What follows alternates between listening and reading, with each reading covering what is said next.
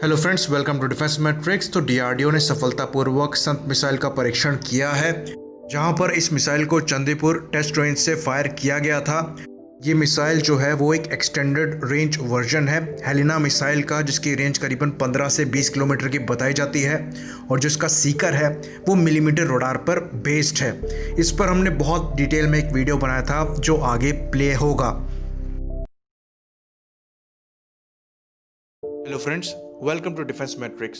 तो आज हम बात करेंगे डीआरडीओ की Nag anti tank guided missile के बारे में और जानने की कोशिश करेंगे उन कारणों की जिनकी वजह से भारत का लाइट कॉम्बैट हेलीकॉप्टर अभी तक सर्विस में नहीं आ पाया है। तो अगर सिंपली इसकी बात करें, एलसीएच के ऑर्डर इसलिए नहीं दिए जा रहे हैं क्योंकि जो उसके साथ एंटी टैंक गाइडेड मिसाइल लग कर आने वाली है, जो कि डीआरडीओ की हेलिना और संत मिसाइल है, वो अभी भी अंडर ट्रायल्स ही हैं, उनका प्रोडक्शन चालू नहीं हुआ। तो ये हेलीकॉप्टर्स बिना एंटी टैंक गाइडेड मिसाइल के हैं। तो ऐसी कुछ रिपोर्ट्स थी कि जो आर्म्ड फोर्सेस हैं वो सोच रही थी AGM-114 हेलफायर मिसाइल को रुद्राज और एलसीएच में लगाने के लिए, जो कि अपाचेस में लगी आती हैं और भारत के साथ पहले ही ऑपरेशनल है। पर इस थॉट को डीआरडीओ ने अपोज किया हुआ है और उनका कहना ये है कि अगर हम लोगों ने इंडियन कंडीशन के हिसाब से एंटी टैंक गाइडेड मिसाइल पहले ही डेवलप कर रखी है, जिसने ट्रायल्स के दौरान काफ़ी अच्छा परफॉर्म किया है, तो उसे ही सर्विस में आना चाहिए। तो यहाँ से हम नाग एंटी टैंक गाइडेड मिसाइल के बारे में बात करेंगे, उसके वेरिएंट्स के बारे में बात करेंगे और जानने की कोशिश करेंगे कि ये मिसाइल कहाँ स्टैंड करती है दूसरी एंटी टैंक गाइडेड मिसाइल के कंपैरिजन में। तो Nag missile all weather fire and forget lock on after launch anti tank guided missile है, जो करीबन 3.2 करोड़ की मिसाइल है और इसकी रेंज जो है वो 500 मीटर से 4 किलोमीटर तक की है। तो इसकी जो सिंगल हिट प्रोबेबिलिटी है वो 90% की है और इसमें टेंडम वॉरहेड लगे हुए हैं जो कुल मिला के 8 किलो के हैं। बाकी इस मिसाइल की 10 साल की मेंटेनेंस फ्री शेल्फ लाइफ है और जिसका वजन है वो 43 किलो का है। लंबाई की बात करें तो ये 6 फीट 1 इंच लंबी है और डायमीटर की बात करें तो ये 7.9 इंचेस का है। बाकी अगर प्रोपेलेंट की बात करें तो वो है नाइट्रामाइन स्मोकलेस एक्सट्रूडेड डबल बेस, जो कि इस मिसाइल को प्रोपेल करता है सबसोनिक स्पीड पे, जो है 828 किलोमीटर प्रति घंटे की। तो जैसे कि इसके नाम में है, ये एक स्मोकलेस प्रोपेलेंट है जो कि इस मिसाइल की विजिबिलिटी को काफ़ी लो रखता है। बाकी अगर गाइडेंस की बात करें तो ये मिड कोर्स गाइडेंस के लिए चार्ज्ड कपल डिवाइस को यूज़ करता है, जिसे CCD कहते हैं। उसको बहुत अच्छी तरीके से हमने LCH के वीडियो में समझाया था, लिंक आई बटन पे शो हो रहा होगा। साथ ही साथ इसमें 2-वे डेटा लिंक भी दिया हुआ है और टर्मिनल फेज में ये इमेजिंग इंफ्रारेड को यूज़ करता है। तो नाग मिसाइल का जो एक्सटीरियर है वो फाइबर ग्लास से बना हुआ है। अंत में जो बात निकल कर आती है वो ये निकल कर आती है कि ये एक 3rd जनरेशन की फायर एंड फॉरगेट क्लास की मिसाइल है, जो कि इमेज इंफ्रारेड सीकर को यूज़ करती है अपने टारगेट को लॉक करने के लिए लॉन्च से पहले। बाकी इसमें एक रियल टाइम इमेज प्रोसेसर है जो कि IIR सेंसर के जस्ट पीछे लगा हुआ है, जो कि इसे हेल्प करता है ऑटोमेटिक टारगेट डिटेक्शन और ट्रैकिंग में। साथ ही साथ इसमें एक ऑटो पायलट मोड भी दे रखा है जो कि हेल्प करता है इस मिसाइल की स्टेबिलिटी और गाइडेंस में फ्लाइट के दौरान। बाकी फ्लाइट कंट्रोल के लिए इसमें इलेक्ट्रिक एक्चुएटर्स दिए हुए हैं। तो क्योंकि ये इमेजिंग इंफ्रारेड को यूज़ करती है टर्मिनल फेस में और CCD कैमरे को यूज़ करती है मिड कोर्स में, तो इसको जाम करना ऑलमोस्ट इम्पॉसिबल है। बाकी अगर बात करें कि ये अपने टारगेट को कितना डैमेज कर सकती है, तो ये अपने 8 किलो के टैंडम वॉरहेड के साथ करीबन 800 mm पेनिट्रेट कर सकती है एक explosive reactive armour protected rolled homogeneous armour को, जो कि नॉर्मली किसी टैंक या आर्मर्ड प्रोटेक्टेड व्हीकल्स में लगे होते हैं। तो ये एक्चुअली बहुत ही ज़्यादा इंप्रेसिव नंबर्स हैं, आगे चलकर डिस्कस करेंगे कि कितने इंप्रेसिव हैं। बाकी अभी की बात करें तो इसका जो कैरियर है उसे नामिका बुलाते हैं, जो असल में एक मॉडिफाइड BMP-2 है। इसकी जो बॉडी है उसको थोड़ा स्ट्रेच कर दिया गया है और कुछ एडिशनल व्हील्स लगा दिए गए हैं। तो इंडिया में लोकली इसे सारथ कहते हैं। तो इसमें लगे हैं कई तरह के इलेक्ट्रो ऑप्टिकल सिस्टम्स, जो कि इंक्लूड करते हैं एक थर्मल इमेजर को और एक लेज़र रेंज फाइंडर को। तो ये एक बार में 12 मिसाइलों को कैरी करता है, जहां पर 8 मिसाइल हमेशा रेडी टू फायर मोड में रहती हैं और 4 मिसाइल जो हैं वो स्टोरेज में है।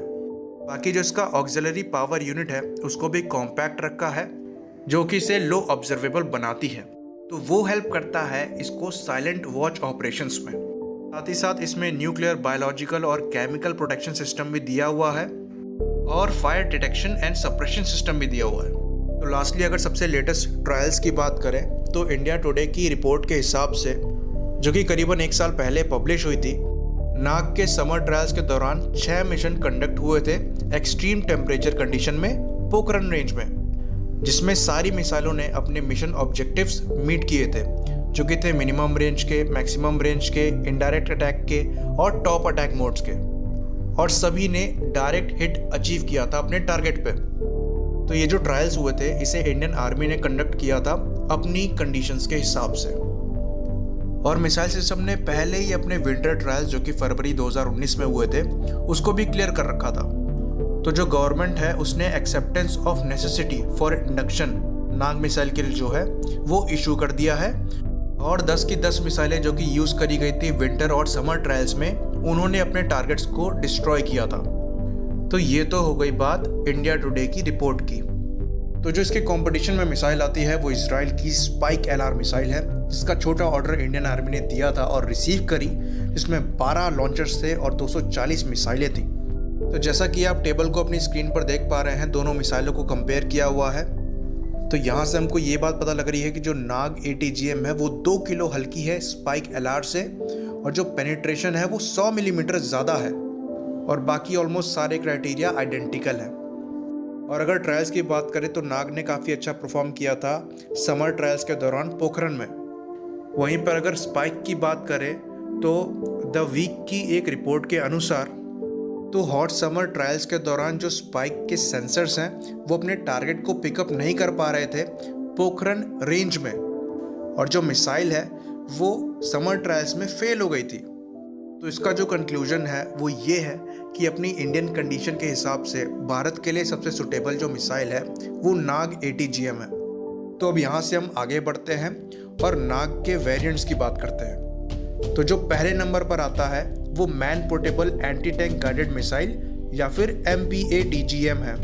तो ये एक 3rd जनरेशन की man portable anti tank missile है, जो कि इमेजिंग इंफ्रारेड यूज़ करती है गाइडेंस के लिए, और इसका जो वज़न है वो करीबन 14.5 किलो का है, और इसकी जो रेंज है वो 2.5 किलोमीटर की है। तो ये अभी टेस्टिंग फेज में है, और इसको लास्टली DRDO ने सितंबर 2019 में टेस्ट किया था, जहां पर इसको लॉन्च किया गया था एक मैन पोर्टेबल ट्राइपॉड लॉन्चर से एक डमी टैंक को डिस्ट्रॉय करने के लिए, जिसको इस मिसाइल ने डिस्ट्रॉय किया था टॉप अटैक मोड में। तो अब यहाँ से हम आगे बढ़ते हैं दूसरे वेरिएंट पे, जिसे हेलीकॉप्टर लॉन्च नाग या फिर हेलिना मिसाइल बोलते हैं। तो ये एक air launched extended range version है नाग का, जिसकी जो रेंज है वो 7 से लेकर 10 किलोमीटर तक की है, और इसे twin tube stub wing mounted launcher से लॉन्च किया जाता है, जिन्हें ध्रुवस्त्र कहते हैं। तो इस मिसाइल में दोनों फीचर्स हैं, लॉक ऑन बिफोर और आफ्टर लॉन्चेस के। साथ ही साथ ये स्ट्रक्चरली थोड़ी सी डिफरेंट है नाग से, और इमेजिंग इंफ्रारेड को ही यूज़ करती है अपने गाइडेंस के लिए। तो अगर इसके ट्रायल्स की बात करें तो 2011 में इसका lock on after launch capability का टेस्ट किया गया था, जिसमें मिसाइल को एक टारगेट पे लॉक करके लॉन्च किया गया, और जब मिसाइल हवा में ही थी तभी एक दूसरे टारगेट को चूज़ किया गया और मिसाइल ने उस दूसरे टारगेट को ही डिस्ट्रॉय किया।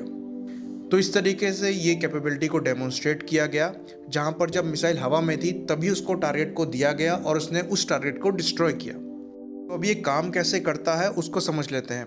तो जब मिसाइल को लॉन्च किया जाता है टारगेट की तरफ, तो वो जो इमेज देखती है उसको अपने ऑपरेटर को वापस भेजती है अपने two way radio frequency command video link से। तो उस इमेज से जो ऑपरेटर है वो टारगेट को आइडेंटिफाई करता है और टारगेट की लोकेशन को मिसाइल में अपडेट करता है।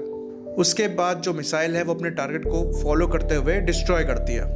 तो 3 मिसाइलों को फायर किया गया था 2015 के जुलाई ट्रायल्स में, जो कि जैसलमेर में हुए थे HAL रुद्र ने, जिसमें से 2 मिसाइल ने 7 किलोमीटर दूर टारगेट को डिस्ट्रॉय किया था और एक ने टारगेट को मिस किया था। तो आगे चल के DRDO ने इसके सीकर को 128x128 पिक्सल से 640x512 पिक्सल रिजोल्यूशन पे मॉडिफाई किया।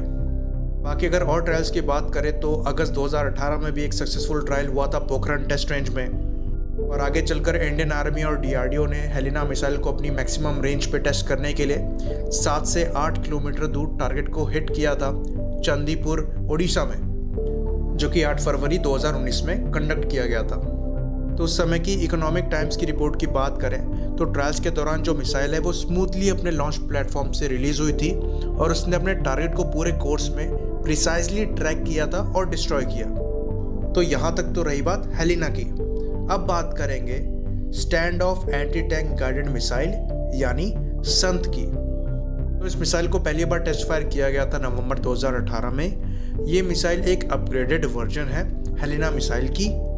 तो ये इंफ्रारेड इमेजिंग की जगह पर nose mounted millimetre wave active radar homing seeker को यूज़ करती है और इसकी जो रेंज है वो 15 से 20 किलोमीटर तक की है।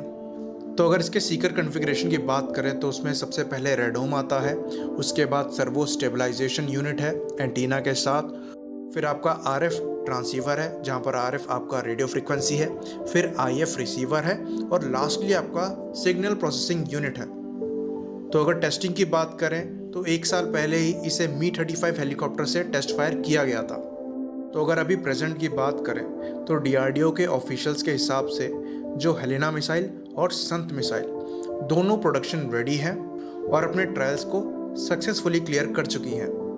जो इशू है वो प्रोडक्शन में आ रहा है जिसको क्लियरली नहीं बताया गया है और वो जब तक सॉल्व नहीं होता तब तक ये प्रोडक्शन में नहीं जाएंगी। तो इनके ना आने की वजह से जो LCH के ऑर्डर्स हैं उनमें डिले है, क्योंकि अभी करंट सिचुएशन में LCH के पास कोई भी एंटी टैंक गाइडेड मिसाइल नहीं है। इसी पर हम इसे ख़त्म करेंगे। लाइक करिए, सब्सक्राइब करिए। जय हिंद।